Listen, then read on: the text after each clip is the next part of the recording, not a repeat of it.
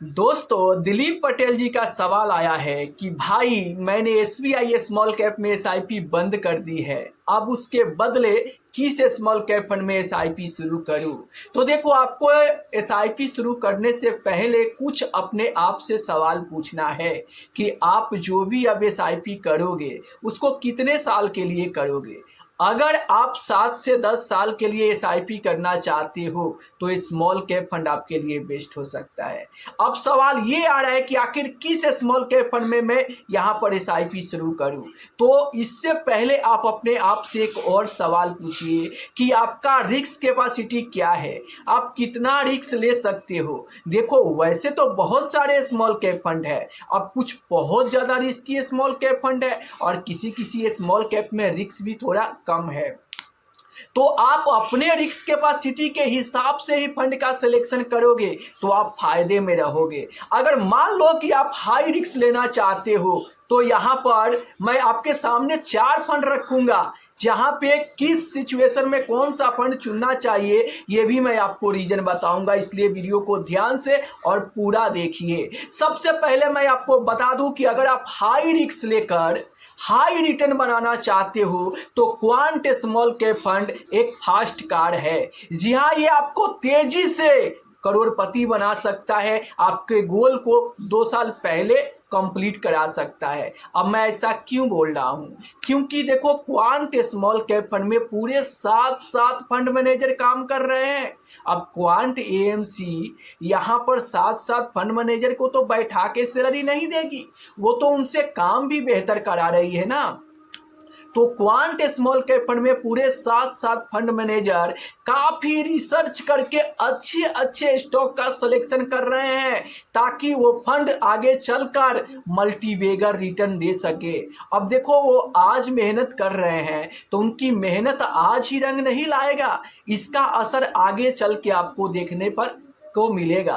तो अगर आप एग्रेसिव इन्वेस्टर हो, हाई रिस्क लेकर हाई रिटर्न बनाना चाहते हो तो आप क्वांट स्मॉल कैप फंड में एसआईपी शुरू करने के बारे में सोच सकते हो। देखो, कोई जरूरी नहीं है कि आपको इसी फंड में इन्वेस्टमेंट करना है। मैं आपके सामने 4 से 5 फंड रखूंगा और किस सिचुएशन में कौन सा फंड चुनना है ये भी मैं आपको डिसीजन बताते चलूंगा। कोई पेड प्रमोशन नहीं है, इस वीडियो को आप एजुकेशनल पर्पस के लिए लीजिए।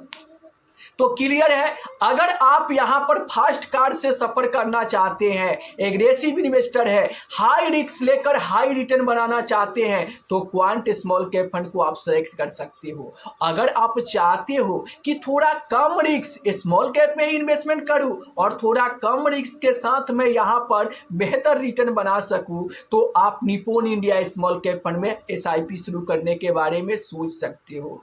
क्यों?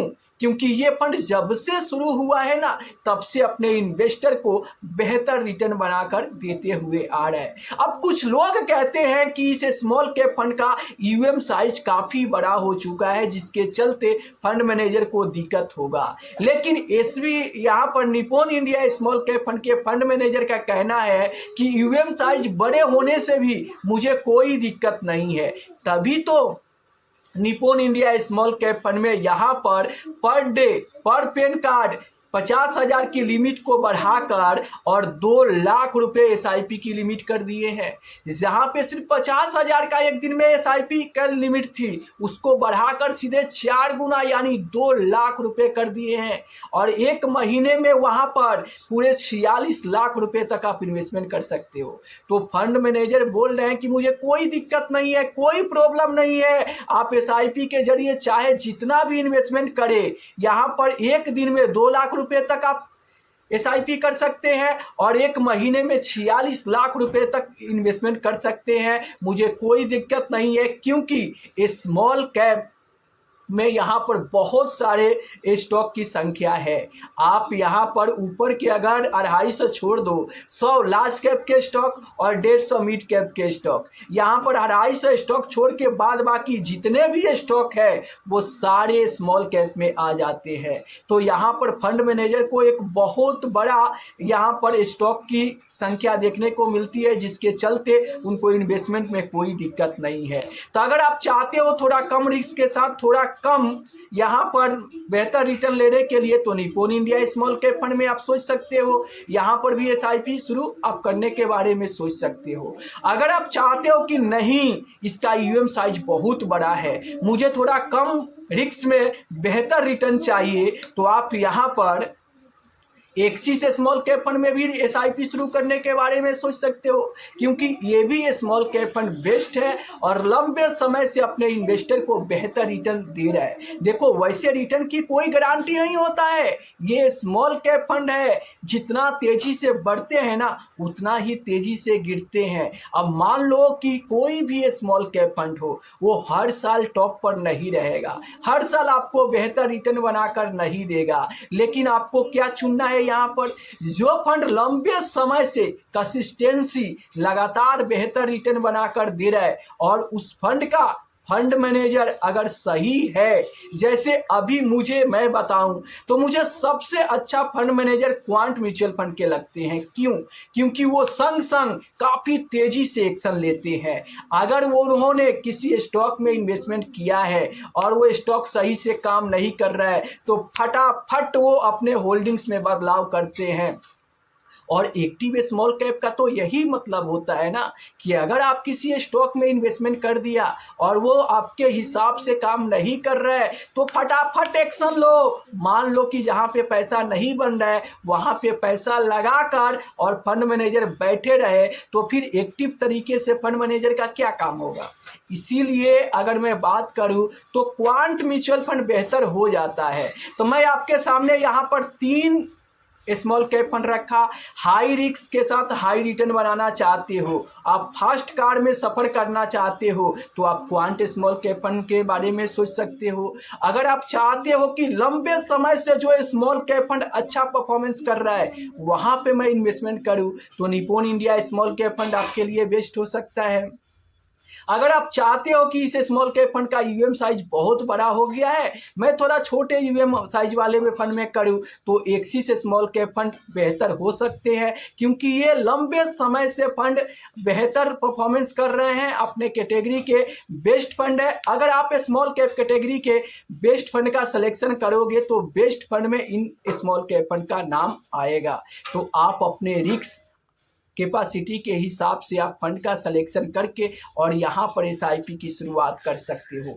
ध्यान रहे कि जब भी आप इन्वेस्टमेंट करें तो 6 महीने 1 साल में तगड़ा रिटर्न की उम्मीद ना रखें, क्योंकि शुरुआती दौर में स्मॉल कैप में आपको गिरावट तेज देखने को मिल सकता है। आप लंबे समय के लिए इन्वेस्टमेंट करें, स्मॉल कैप लंबे समय का गेम है, लंबे समय में ही आपको बेहतर पैसा बनाकर दे सकता है। याद रहे कि स्मॉल कैप कोई बैंक के एफडी नहीं है कि वो आपको हर साल बेहतर रिटर्न बना कर देगा। किसी साल आपको रुलाएगा तो किसी साल आपको यहाँ पर तगड़ा रिटर्न बना कर देगा। तो आप यहाँ पर स्मॉल कैप की उतार चढ़ाव की झेल सकते हो। तो अगर आप यहाँ पर 7 से 10 साल तक एसआईपी कंटिन्यू कर सकते हो तो आपको बेफिक्र होकर यहाँ पर स्मॉल कैप फंड में एसआईपी करनी चाहिए। आप खुद से भी रिसर्च करो, खुद से भी यहाँ पर हिस्टोरिकल डाटा, पास्ट परफॉर्मेंस देखकर अपने रिस्क कैपेसिटी के हिसाब से आप फंड का सिलेक्शन कर सकते हो। अगर मैं होता तो यहाँ पर क्वांट स्मॉल कैप फंड को सिलेक्ट करता। क्यों? क्योंकि मेरा रिस्क कैपेसिटी काफ़ी ज़्यादा हाई है, मैं स्मॉल कैप फंड को अच्छे से समझता हूँ, जिससे मुझे ज़्यादा रिस्क लेने में कोई दिक्कत, कोई प्रॉब्लम नहीं है। क्यों? क्योंकि स्मॉल कैप इन्वेस्टर के दोनों हाथ में लड्डू होता है। कैसे? मान लो कि स्मॉल कैप में 2 ही चीज होता है, एक तेजी एक गिरावट। तो अगर स्मॉल कैप में गिरावट होता है तो वो मेरे लिए अपॉर्चुनिटी है, मैं गिरावट पे और ज्यादा लमसम करूंगा, और अगर तेजी आता है तो तगड़ा रिटर्न बनेगा। तो दोनों कंडीशन में ही मुझे फायदा होता है, इसलिए मैं स्मॉल कैप फंड पे ज्यादा भरोसा करता हूं और स्मॉल कैप को अपॉर्चुनिटी की तरह देखता हूं। गिरता है तो गिरावट में लमसम करता हूं और जब तेजी होता है तो पोर्टफोलियो में भर भर के रिटर्न बनता है। तो अगर आप चाहते हो कि स्मॉल कैप की गिरावट को आप अपॉर्चुनिटी समझो, मौका समझो, तो स्मॉल कैप की गिरावट से आप मोहब्बत करो। देखो, गिरावट बराबर यहाँ पर लॉस नहीं, गिरावट बराबर अपॉर्चुनिटी होता है, क्रैश बराबर अपॉर्चुनिटी, एक मौका, सस्ते एनएवी में खरीदारी करने का मौका होता है। तो अगर स्मॉल कैप की गिरावट पे आप थोड़ा थोड़ा टॉप अप लमसम करते चलो तो ये स्मॉल कैप फंड आपके गोल को 2 साल पहले पूरा करा सकता है, आपको 2 साल पहले करोड़पति बना सकता है। लेकिन याद रहे कि आप इसकी उतार चढ़ाव को झेल सकते हो तभी, क्योंकि देखो, कहते तो सब लोग हैं कि मैं एग्रेसिव इन्वेस्टर हूं, बहुत ज़्यादा रिस्क ले सकता हूं, लेकिन मुझे तगड़ा रिटर्न चाहिए। लेकिन स्मॉल कैप की गिरावट जब होने लगती है ना, तो अच्छे अच्छे का पसीना छूट जाता है। बहुत सारे लोग बर्दाश्त नहीं कर पाते हैं और वो टेंशन में आ जाते हैं, पैसा निकाल कर भागते हैं, जिसके चलते उनको लॉस हो सकता है। तो याद रहे, अगर आप स्मॉल कैप की उतार चढ़ाव को झेल सकते हो, एग्रेसिव इन्वेस्टर हो, तगड़ा रिटर्न बनाना चाहते हो, तो क्वांट स्मॉल कैप फंड आपके लिए बेस्ट ऑप्शन हो सकता है। अगर थोड़ा कम रिस्क के साथ आप जाना चाहते हो तो Nippon India small cap fund, axis small cap fund, ये फंड आपके लिए बेस्ट हो सकता है। वहीं पर आप चाहते हो कि गिरावट में भी थोड़ा सेफ्टी मिले तो HDFC small cap fund best है, जो गिरावट के समय पर काफी ज्यादा यहाँ पर नहीं गिरता है, तो यहाँ पर थोड़ा सेफ्टी आपको मिल सकता है। याद रहे कि सारे फंड ही स्मॉल कैप कैटेगरी के हैं, इसलिए रिस्क हाई होता है। तो आप अपने रिस्क कैपेसिटी को देख कर ही और तभी इन्वेस्टमेंट करें तो आप फायदे में रहोगे। कोई पेड प्रमोशन नहीं है, इस वीडियो को आप एजुकेशनल पर्पस के लिए लीजिए। रिटर्न की कोई गारंटी नहीं होता है और ये किसी को पता नहीं होता है कि अगला बेस्ट स्मॉल कैप फंड कौन सा होगा। अगर यही लोगों को पता होता तो Tata small cap fund crash होने से पहले इन्वेस्टर सारा पैसा निकाल लिए होते। अगर यही किसी को पहले से पता होता कि Motilal mid cap fund crash होने वाला है तो इन्वेस्टर पहले से ही सारा पैसा निकाल लेते और उनको लॉस नहीं होता। इसलिए ये किसी को पता नहीं होता है कि कौन सा फंड क्रैश होने वाला है और कौन सा फंड आगे चल के तगड़ा रिटर्न देने वाला है। इसलिए आप सूझबूझ बड़ी सही से रिसर्च करके इन्वेस्टमेंट करोगे तो आप फायदे में रहोगे।